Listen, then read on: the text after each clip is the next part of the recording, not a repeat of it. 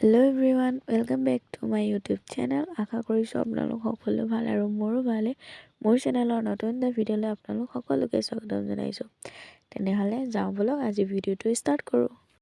এয়া পানী গৰম কৰি লৈছে, তাৰপিছত এয়া ব্ৰইলাৰ মাংস কাটি আছিলে আৰু তাৰপিছত বিলাহী আলু চব এনেকৈ উলিয়াই লৈছোঁ কাটিবৰ বাবে। আৰু এয়া অকণমানিজনী, তাৰপিছত আমি চবেই এনেকৈ কাটিছোঁ। আৰু এতিয়া চাব হা, অকণমানিজনী কিবা এটা কৰোঁ। হাই গাইজ, কৈ দিয়া। হাই গাইজ,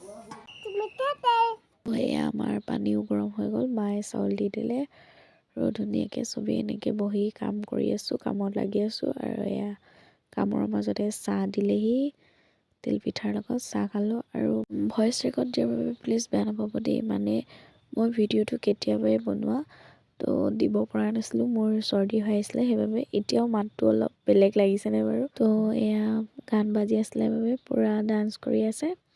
তো একদম ধুনীয়াকৈ ভাত খোৱাৰ টাইমত লগ পাইছোঁ আপোনালোকক। 1 hour later.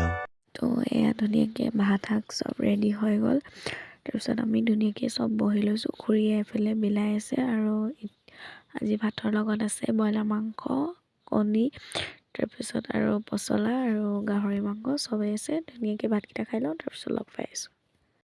A few moments later. তো ভাত খাই হৈ গ'ল আৰু আজিলৈ মোৰ ভিডিঅ'টো ইমানেই আছিলে। যদি ভাল লাগিলে তেনেহ'লে like, comment, share and subscribe কৰিব আৰু কাষতে থকা বেল আইকনটো প্ৰেছ কৰিব নাপাহৰিব। আজিলৈ ইমানেই, বাই বাই।